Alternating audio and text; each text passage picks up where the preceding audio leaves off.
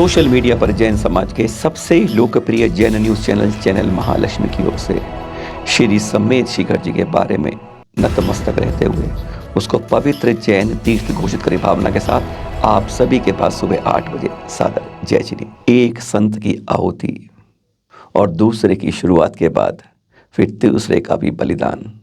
और एक आचार्य कहते हैं अगर समेत शिखर जी जैन तीर्थ घोषित नहीं हुआ तो यह बलिदान का सिलसिला चलता रहेगा। यह था पहला। संत मुनि श्री सुज्ञ सागर जी 25 दिसंबर को सभी प्रकार के आहार का त्याग करके अनशन आमरण अनशन पर बैठ गए थे श्री समेत शिखर जी के लिए।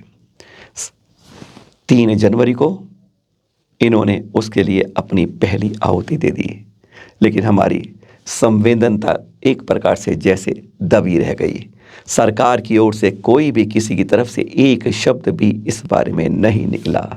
समाज हतप्रभ है यह देखकर, और एक तरफ अंतिम संस्कार हो रहे थे, दूसरी तरफ दूसरे संत इस तरह से उन्होंने घोषणा कर दी, अब मैं उनकी जगह आमरण अनशन पर बैठता हूँ।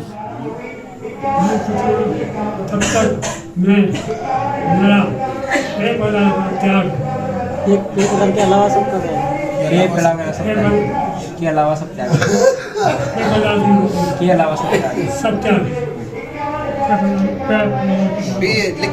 लिक्विड उसने लोगे बस कुछ नहीं लोगे।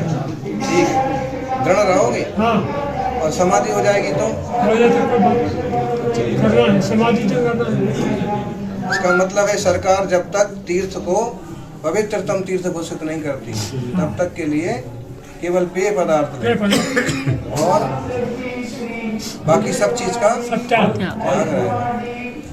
इसके लिए आमरण अनशन जैसा। मुनि श्री समर्थ सागर जी आचार्य श्री सुनील सागर जी के संग के उनके कल सुबह 3 दिन बाद उन्होंने भी श्री समेत शिखर जी के लिए अपने प्राणों का बलिदान कर दिया।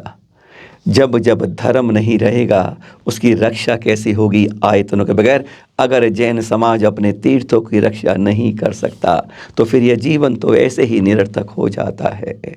अपने पावन जैन तीर्थ क्षेत्र को मानते हैं सब सरकारें भी, तब भी उसे वे जैन तीर्थ नहीं घोषित करते। वोटों की राजनीति के में हमारा जैन समाज सैंडविच बन जाता है और कोई कुछ नहीं करता है। एक अपने पाले से दूसरे में कहता है और हम कहते हैं हमने आंदोलन से जीत ले ली। यह चिंतन आप लोगों को करना है। उधर आचार्य श्री शशांक सागर ने वक्तव्य कहा यह 2 बलिदान व्यर्थ नहीं जाएंगे, और अगर सरकार नहीं चेतती है तो जैन तीर्थ क्षेत्र घोषित करने में तो इस तरह के बलिदानों का सिलसिला आगे भी संत जारी रखेंगे। एक तरफ जहां केंद्र सरकार बड़े बड़े दावे कर रही थी पत्र के साथ कि इसकी सुरक्षा पवित्रता को हम देखेंगे, वहीं पर उन्हीं भाजपा के जिला उपाध्यक्ष सिकंदर हेब्रस इस तरह की गतिविधियां कर रहे थे। पता है क्या लिख रहे थे वो, कि अगर 9-10 जनवरी तक झारखंडियों के पक्ष में वार्ता नहीं हुई तो 15 जनवरी को पारसनाथ को घेर लिया जाएगा। हर हाल में 15 जनवरी को मकर संक्रांति मेला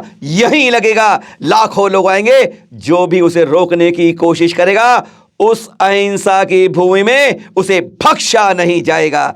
यह थी भाजपा की जो पीरटांड के सिंधु कॉलोनी स्कूल में बैठक हुई थी। नाम लिखे तथा उन्होंने ये कहा उपाध्यक्ष सिकंदर में साथ में कि पारसनाथ के बारे में उन्होंने कई आंकड़े लिखे। यह सुनकर भी हैरान हो जाएंगे आप। सुन लिया आपने। 8 जनवरी के बाद 15 जनवरी को जिला प्रशासन की जिम्मेदारी है। समाज जैन समाज अहिंसक समाज है, वह डंडे लेके सुरक्षा करने नहीं जाएगा तीर्थ की। इसमें जिला प्रशासन को जिसको दावाई कर रही है अपनी राज्य सरकार भी और केंद्र ने भी कह दिया सब सुरक्षा कर रहे हैं, उसकी पावनता बरकरार रखें। पावनता बरकरार रखने की उसकी जिम्मेदारी है और जैन समाज की भी जिम्मेदारी बनती है। लकीर को छोटी मत करो। अगर वह कहते हम लाखों आएंगे तो जैन समाज के भी लाखों वहां पहुंच सकते हैं अपने तीर्थ के दर्शन करने के लिए। अहिंसा के समाज में बख्शेंगे नहीं, यह चेतावनी जिला प्रशासन के लिए कि इस कार्रवाई होनी चाहिए। जो इस तरह की बात करते हैं उन पर उचित कार्रवाई होगी, तभी समझ पाएंगे कि इस क्षेत्र की पावनता की आप जिम्मेदारी बखूबी निभा रहा है, चाहे प्रशासन हो, चाहे पुलिस हो, चाहे कोई और विभाग। उस दिन चढ़ेंगे, चारों तरफ से चढ़ेंगे, हर तरफ से। क्यों नहीं सरकार प्रशासन ये करता है कि केवल एक तरफ से एंट्री होनी चाहिए, वंदना मार्ग से दर्शन करने जाए, क्योंकि कह दिया है अब ट्रैकिंग नहीं हो सकती, यहाँ पर कैंपिंग नहीं हो सकती। राज्य सरकार ने बोलो अभी केंद्र दिखाए ना, हाथ कंगन को आरसी किया और पढ़े लिखे को फारसी किया। अभी 7 दिन के अंदर दूध का दूध और पानी का पानी जैन समाज के सामने आ जाएगा। और पता है इसी प्रेस रिलीज के दावा करें तो पता क्या कहते हैं भाजपा के जिला उपाध्यक्ष सिकंदर इब्राहिम जी? कहते हैं पारसनाथ बनारस से आकर पहाड़ पर तप करने वालों का हो गया, पर जिसने तप करने वाले को पहाड़ पर पहुंचाया उसका नहीं हुआ। इससे समझा जा सकता है कि झारखंड के लोग क्या कर रहे हैं। पारसनाथ पहाड़ पालगंज के राजा का था, जिन्होंने 99 साल की लीज पर दिया था। फर्जी तरीके से इसे जैनों का बना लिया गया। कहाँ है कल्याण जी आनंद जी ट्रस्ट? वह इस बात को देखे, अगर इसमें गलती है तो वह इसकी कार्रवाई करे। साथ ही इसके लिए जैन लंदन अदालत तक गए, फिर भी हार गए। यह दावे कल्याण जी आनंद जी ट्रस्ट के लिए हैं, जिन्होंने पालगंज राजा से यह लिया था। अगर यह बात इसके अंदर गलती है तो इस बारे में कार्रवाई कल्याण जी आनंद जी ट्रस्ट को तत्काल करनी चाहिए। बस इतना ही आज। दूध का दूध और पानी का पानी, इस तरह के एक तरफ दावे और दूसरी तरफ इस तरह के दावे। क्या चाहते हैं आप जैन समाज के साथ, क्या कर रहे हैं उसके साथ? सादर जय जिनेंद्र।